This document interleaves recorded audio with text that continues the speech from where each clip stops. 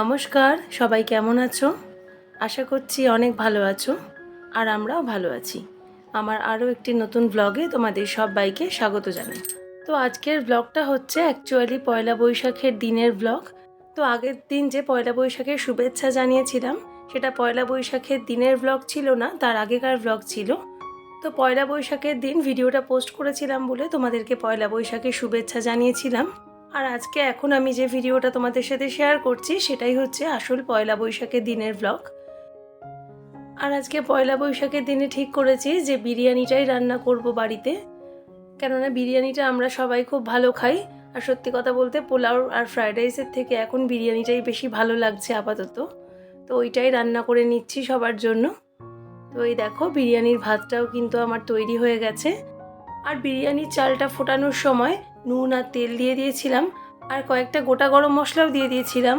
আর এখন এদিকে প্রেসার কুকারে আলু সেদ্ধ করে নিয়েছি, আর সয়াবিন সেদ্ধ করে নিয়েছি, আর ওই বাটিটার মধ্যে মাশরুমও সেদ্ধ করে নিয়েছি। তো আজকে সয়াবিন আর মাশরুম দিয়ে বিরিয়ানিটা রান্না করব। আর আলুটা যাতে একেবারে দোকানের মতন হয় এর জন্য আমি এইভাবে একটু কেশরি রং দিয়ে দিই, আর এর মধ্যে একটু কেওড়া জল আর গোলাপ জল মিশিয়ে এই আলুটাকে ঢাকা দিয়ে প্রায় 1.5-2 ঘন্টা মতন এখন আমি রেখে দেব। তাতে কিন্তু আলুর মধ্যে একটা সুন্দর ফ্লেভার চলে আসবে। আমি বরাবরই বিরিয়ানির আলুটা এইভাবেই করি। তো চলো, এখন তো একটু রং মিশিয়ে দিয়েছি আর গোলাপ জল কেওড়া জল মিশিয়ে এটাকে ঢাকা দিয়ে রেখে দেব। আর এইদিকে আমি কিন্তু সয়াবিন আর মাশরুমটা একসাথে ভালো করে কষিয়ে নেব। এর জন্য কড়াইতে প্রথমেই একটু ডালডা দিয়ে দিয়েছিলাম, আর এখন একটু সাদা তেল আর 1 চামচ মতন ঘি দিয়ে দিলাম। এই 3 রকম জিনিস মিশিয়েই আমি বিরিয়ানিটা করি। আর তেলটা খুব ভালো করে গরম হয়ে গেলে এর মধ্যে তেজপাতা ফোড়ন দিয়ে দিয়েছি, আর বাটা মশলা দিয়ে দিয়েছি। এর মধ্যে আদা, টমেটো আর কাঁচা লঙ্কা আছে। এবার খুব ভালো করে মশলাটা কষিয়ে নিয়ে এর মধ্যে সয়াবিন মাশরুমটাও অ্যাড করে দিয়েছি। এটাকে কিন্তু আমি অনেকক্ষণ ধরে, যতক্ষণ না এটার একটা শুকনো গ্রেভি তৈরি হয়, ততক্ষণই কষিয়ে নেব। আর এরপর কষানো মশলার সাথে চালটা খুব ভালো করে সাজিয়ে নিয়েছি, আর এখন বিরিয়ানিটা দমে বসিয়ে দিয়েছি। আর এখন ঠাকুরের তোশকটায় একটা নতুন কভার পরিয়ে নিচ্ছি। এই তোশকের কভারটা আমি নতুন বানাতে দিয়েছিলাম, আর এর সাথে বালিশের ওয়ারও ছিল। তো এটা আমি পয়লা বৈশাখ উপলক্ষে বানাতে দিয়েছিলাম, আর গতকাল রাতে নিয়ে এসেছি। আর এখন এই যে সুন্দর করে পরিয়ে দিলাম। এর আগে ঠাকুরের সিংহাসনটা ভালো করে ঝেড়ে পরিষ্কার করে নিয়েছি। তো হাজব্যান্ড এই ভিডিওটা আমাকে শ্যুট করে দিচ্ছে, তো একটুখানি ভিডিওটা কাঁপছে। আসলে ছোটো ছেলেটা খুব দুষ্টুমি করছে, আমাকে ভিডিও করতে দিচ্ছে না। তো ওর বাবা যতটা সম্ভব করে দিয়েছে। তো তোমরা প্লিজ একটু অ্যাডজাস্ট করে নিও এই পার্টটা দেখার সময়। আর এখন ঠাকুরের সিংহাসনটা ভালো করে পরিষ্কার করা হয়ে গেছে। আর এখন আমি ঠাকুর, বড়মার, বড়দার ছবিগুলো ভালো করে মুছে সিংহাসনে তুলে দিচ্ছি। আর আজকে ঘরদোর ঝাড়াঝাড়ি পরিষ্কার করার কাজটা সকালেই করে ফেলেছি, তো ওইটা আর তোমাদের সাথে আজকে শেয়ার করলাম না। আর এরপর দুপুরবেলা স্নান খাওয়া করে রেস্ট নিয়ে আমরা বিকেলবেলা চলে এসেছি মেলায়। তো এটা একটা হ্যান্ডলুম মেলা আমাদের বাড়ির সামনেই, সিথির মোড় বলে একটা জায়গা আছে। তো ওইখানে এই মেলাটা বসছে। তো 2 ছেলেকে নিয়ে আর হাজব্যান্ডকে নিয়ে মেলায় চলে এসেছি। তো ছোট ছেলে এখন রাইড চড়ছে, আর আমরা এই সাইডটায় দাঁড়িয়ে আছি। তো চলো, ছোট ছেলে রাইড চড়া হয়ে গেছে। তো এখন বড় ছেলে বলছে একটা রাইড চড়বে।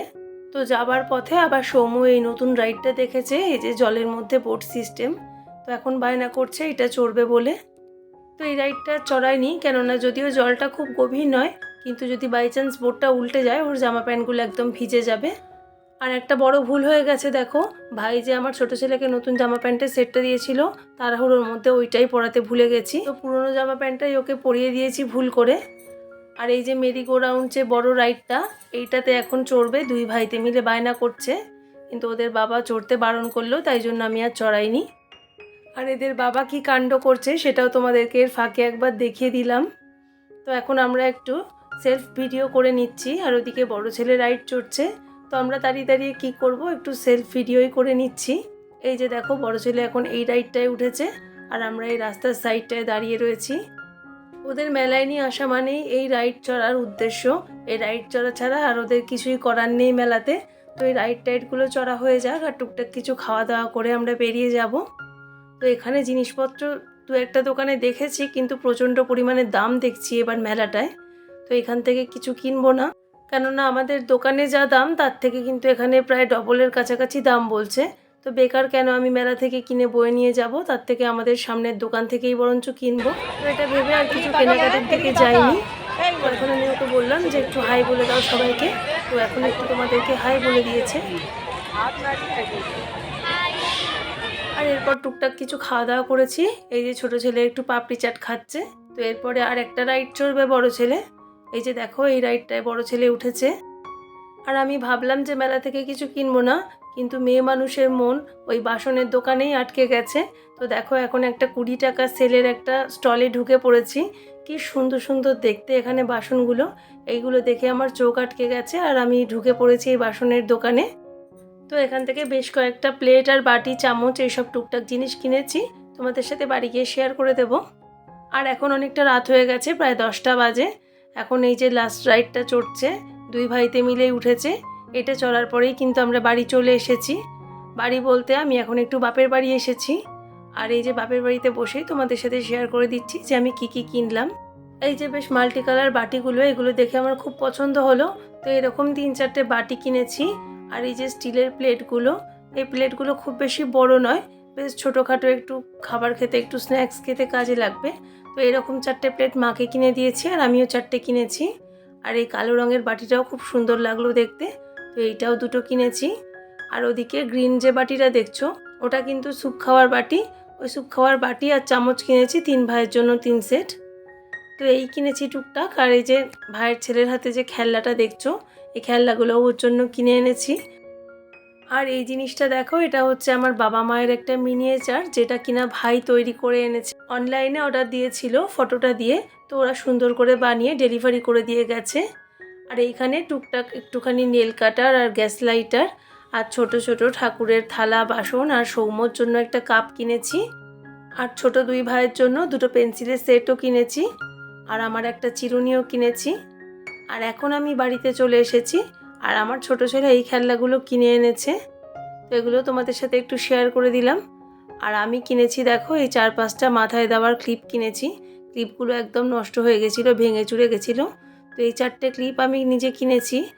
আর এই সাদা ঠোঙার থেকে যে ক্লিপটা এখন বার করছি, কি সুন্দর একটা কিউট ছোট্ট বাটারফ্লাই ক্লিপ দেখো। এই ক্লিপটা কিন্তু আমার কাছে খুব স্পেশাল, কেননা এটা আমার ছোট ছেলে তার নিজের জমানো টাকা থেকে আমাকে গিফট করেছে। তো এটাকে আমি তো ইউজ করবই না, তুলে রেখে দেব। আর বাসনগুলো আপাতত শোকেসের এই সামনেটায় রেখে দিলাম, পরে গুছিয়ে তুলে দেব। তো চলো বন্ধুরা, অনেক রাত হয়ে গেছে, আজকের ব্লগটা এখানেই শেষ করলাম। আবার ফিরে আসবো নতুন ব্লগ নিয়ে। সবাই খুব ভালো থেকো।